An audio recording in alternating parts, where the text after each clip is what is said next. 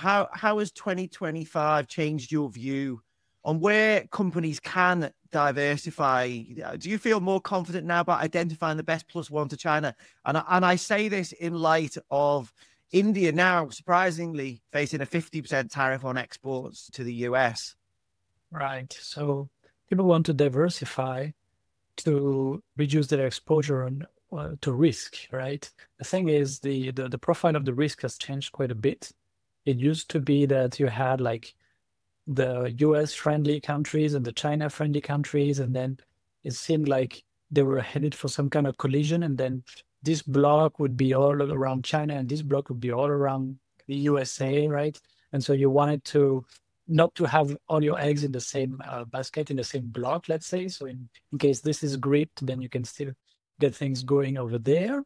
And that used to make countries like India, for example, look very good with a very, very different risk profile. But then now the risk is more like, who will Trump think favorably of, right? And that's like, is there even a logic? We have no idea. It can change from one week to the next. So the risk is more diffuse and things are less predictable. And I would say that since the situation is so volatile, the best advice is probably, hey, stay where you're at, try to get your operations optimized and so on, like work on the key suppliers that you have and see until the mess is cleared up. Let's say the smoke has cleared. It's probably the best advice in the short term. Does that make sense? It makes sense, yes. I'm just trying to get my head around this short-term versus long-term planning. We've discussed in the past, I think you've said that India can't be a copy-paste of China, and we've talked about things like workforce culture, training, bureaucracy, that there's big differences between the two countries.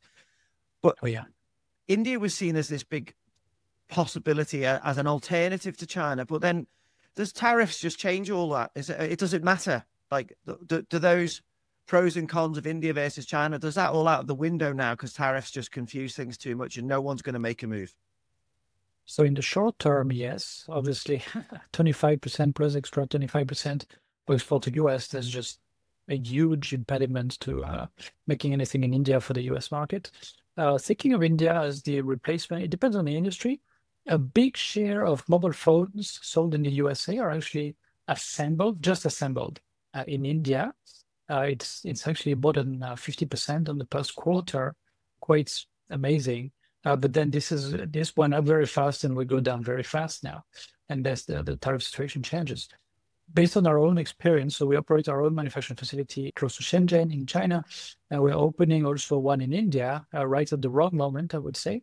But yeah, it's quite a different country.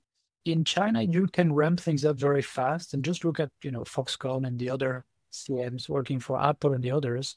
You can have 500,000 or 1 million people basically on the same huge campus. In India, they found that they cannot do that. So they have a collection of different smaller campuses that are closer to maybe where the workers can be, and they don't want to have hundreds of thousands of people in the same place. That's just one small example. Big companies have to adapt. I mean, all companies of all sizes have to adapt and really unlearn a lot of things that they learn in China and really get things going in India with different habits on a different foot, definitely. Trade workarounds or tariff workarounds or tariff engineering, how you classify goods, these are always things that have been part of the business of doing global trade. We saw a lot of this in Trump 1.0 as well. You've highlighted this, I think it was gemstones on pins, and we've talked about transshipments. Is there a line between smart supply chain strategy and outright customs risk when you're looking at workarounds? If you want zero risk here, you have to ask for an advanced ruling from the US Customs and Border Protection, right? A lot of people don't really want to ask for advanced ruling because they're afraid their demand might be denied, and then later, if they do it anyway, then it can be held against them, right? So a lot of people are trying to guess. But basically, I don't know, very simple example, you have a garment for ladies with pockets under the waist. Okay, you get reclassified, you save a little bit of money on tariffs. That's basically no risk. It's been done for a long time by major brands, etc. Okay, but then when you have a product that maybe 1% of the time is used for educational purposes, but then you suddenly reclassify it as, primarily an education product, because sometimes the tariff is zero, on these kind of products.